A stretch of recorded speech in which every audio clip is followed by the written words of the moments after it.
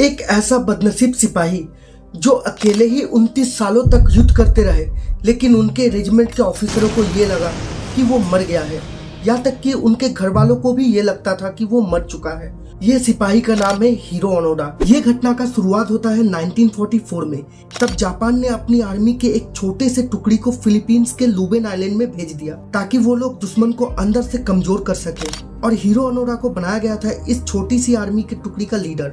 Hero Onoda और उनकी team को रवाना करने से पहले एक जापानीज ऑफिसर जिसका नाम मेजर तानागुशी था, उन्होंने हीरो ओनोडा से एक प्रॉमिस लिया, जब तक मैं तुम्हें तुम्हारी जगह से हटने का ऑर्डर ना दूं, तब तक तुम अपनी पोस्ट से पीछे मत हटना और एक एक को चुन चुन कर खत्म करना।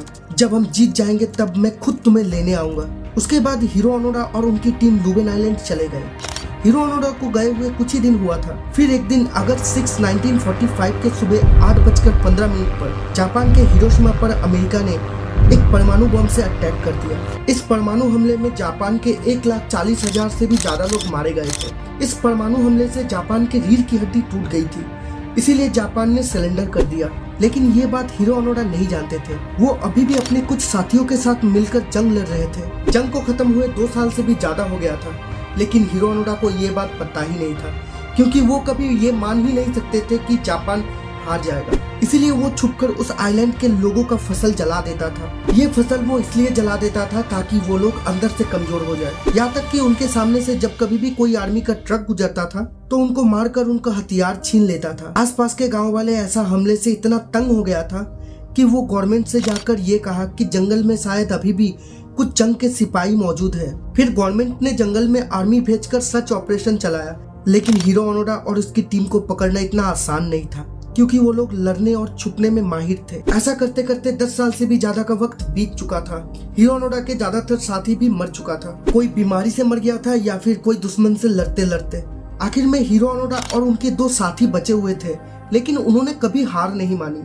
उन्होंने अकेले ही अपना जंग जारी रखा। वो उसी तरह से फसलों को आग लगाता था और आर्मी के ऊपर हमला करके हथियार छीन लेता। कुछ साल के बाद लोगों ने फिर से गवर्नमेंट से जाकर शिकायत की। इस बार गवर्नमेंट ने आर्मी के साथ एक हेलीकॉप्टर भी भेजा, जिससे जंग खत्म होने का पर्ची गिराया गया था और बड़े बड़े स्पीकर से ये ऐलान किया गया कि जंग खत्म हो चुका है, अब आप लोग आत्मसमर्पण कर दो और अपने देश वापस चला जाओ। लेकिन हीरो ओनोडा और उनके साथी को ये लगा कि ये दुश्मन की कोई चाल है।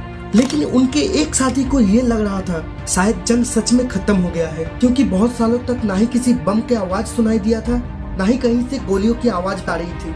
इसीलिए उन्हें लगा कि जंग शायद सच में खत्म हो गया है और वो जाकर अमेरिकन आर्मी के पास सरेंडर कर दिया। लेकिन हीरो ओनोडा को ये कभी नहीं लगा कि उनके साथी भाग गया है। उन्हें तो ये लगता था कि उनके साथी को दुश्मनों ने मार दिया है। फिर हीरो ओनोडा जहाँ रहते थे वो उस जगह को छोड़कर चले गए और अकेले ही अपने जंग को जारी रखा। ऐसा करते करते 25 साल बीत गए। आखिरकार तंग आकर अमेरिकन सरकार ने जापानीज सरकार को ये कहा कि लुबेन आइलैंड में शायद आपके कोई सिपाही अभी तक जंग लड़ रहा है, आप लोग उन्हें यहाँ से ले जाएं। जब जापानीज सरकार ने ये बात सुना तब वो हैरान हो गए, क्योंकि 25 साल बीत चुका था और ऐसा कौन सिपाही था जो अभी तक लड़ रहा है। जब जापानीज सरकार अपनी पुरानी आर्मी के दस्तावेजों को निकाल कर देखा तो वो लोग हैरान थे, क्योंकि लुबेन आइलैंड में जो भी गए थे वो लोग वापस आ चुके थे।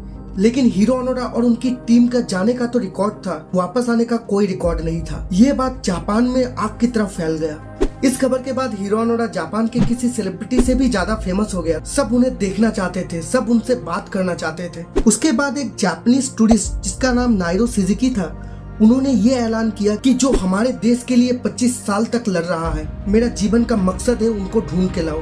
मैं कहीं से भी उन्हें ढूंढ के निकालूंगा। और 4 साल तक ढूंढने के बाद उन्हें आखिरकार हीरो ओनोडा मिल जाता है। जब हीरो ओनोडा का पास वो गया था तो हीरो ओनोडा ने उनके गला के ऊपर चाकू रख लिया था और उनसे पूछा था कि तुम कौन हो। तब उन्होंने बताया कि मैं एक जापानीज टूरिस्ट हूँ, मैं आप ही को ढूंढने के लिए यहाँ तक आया हूँ और मैं 4 साल से आपको ढूंढ रहा हूँ, आप मेरा साथ चलिए जापान। फिर नाइरो सुजुकी ने बहुत सारा पेपर और कुछ सरकारी दस्तावेजों को दिखाया।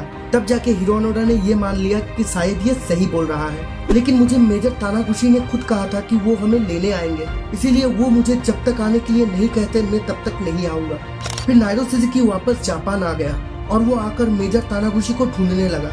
मेजर तानागुशी जो अपने आर्मी से रिटायर हो चुका था और किसी स्कूल में पढ़ा रहा था। जब नाइरो सुजुकी ने तानागुशी को ये सब जाके बोला तो तानागुशी खुद चले गए उनको लाने। फिर जाके 29 साल बाद हीरो ओनोडा ने आत्मसमर्पण किया और इस खबर को दुनिया के हर एक न्यूज़पेपर में छापा गया था। तो दोस्तों, हीरो ओनोडा के बारे में जानकर आपको कैसा लगा नीचे कमेंट करके मुझे जरूर बताएं। मिलते हैं नेक्स्ट वीडियो में, तब तक के लिए धन्यवाद।